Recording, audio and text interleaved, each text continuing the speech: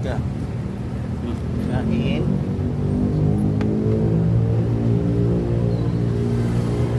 Kainin mo yan ha.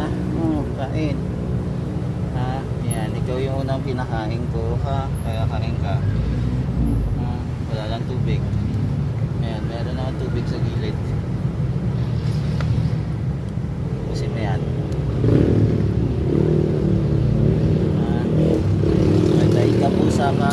Yan, sponsored by ano yan, si kaya na nag-sponsor niyan ha. Yung pagkain na yan ha.